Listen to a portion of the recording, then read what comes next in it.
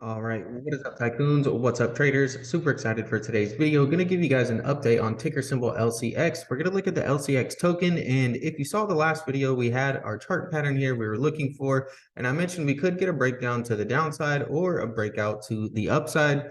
And since that video, we have broken down to the downside, and we're testing our major support level here of 0.08. All right, so what we're going to do is we're also going to take a look at the MACD and the RSI. So that way we can learn a couple different ways to help give yourself an edge. Trading is like going to battle. It's like going to war. You need to have an edge. You need to have the proper weapons, know how to use those weapons to increase your odds of success on the battlefield.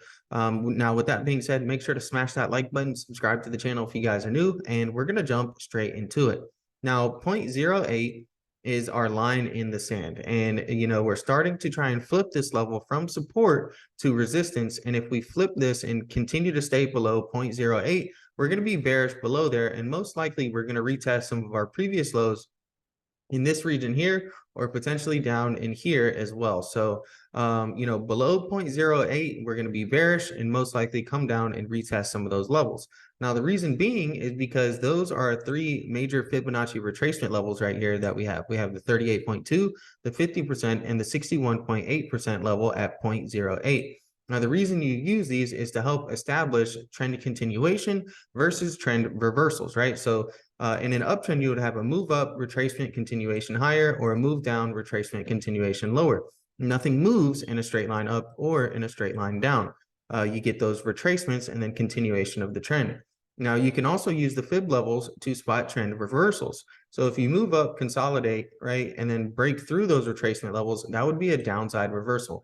And you can see since 2023 started right down here, we had an extremely large push up and we've retraced now and we're starting to consolidate around our major levels. So it's going to be interesting to see, do we consolidate, find support and try to push back up for that trend continuation? Or ultimately, as we consolidate through here, if we break below, like we're breaking below now and flip this level from support to resistance, most likely we're going to get some type of a reversal and retest some of our previous lows in the regions below as explained. So that's why that is our major support level there. Now, when it comes to the MACD, you can use this to potentially spot entries and exits.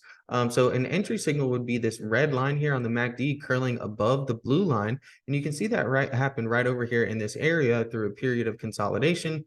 And it led to a very strong move to the upside. And a sell signal is going to be this red line crossing below the blue line. And you can see that we ended up getting a big, strong push to the downside afterwards. All right, so that's what you want to look for on the MACD. And if we look here now, it's ranging and it's really just moving sideways as the price of the token is going lower. And we're looking to see, is this thing going to potentially curl back up to the upside and potentially give an entry signal, or is it going to create some more space and continue heading lower? Now, when it comes to the relative strength index, we have a slight divergence going on. So take a look how we have a low right here, and then we have a slightly lower low right here. So the price of the token is clearly in a downtrend, right? But here we have a low, and then we actually get an equal low as well right over here. And you can see we had a nice little bounce off of that equal low. So at this point, what we're doing is we're maintaining relative strength, right? We're not losing relative strength. That's what the RSI measures, relative strength of a token at its given price, even though the price of the token has gone lower and made a low and a lower low. So we do have a slight bullish divergence here where it's going to be interesting. If we can continue to bounce off of this trend line, then we may push higher. If we can get the crossover to the upside, those are going to be some of the bullish signals that you're going to be looking for a potential entry. And then if we break below this bullish divergence trend line and we really create some space to the downside on our MACD here, then most likely we're getting our confirmation on top of flipping 0.08 to resistance from support that we're going to have some downside move. And I remember, of course, this video is not financial advice, but rather just trying to teach you guys some of the different strategies and different indicators that you guys can use to help navigate the space and understand, some of the moves. That way you're not really caught by surprise, whether it's a bearish move or a bullish move.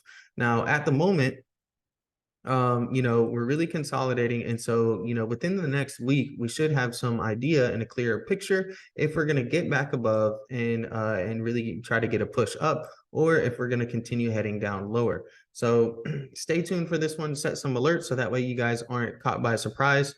One thing I will mention is that we do have, if we just extend this trend line out here a little bit more now, okay, and we get rid of this one as we broke this trend line, we could say that we have a little bit of a falling wedge forming here.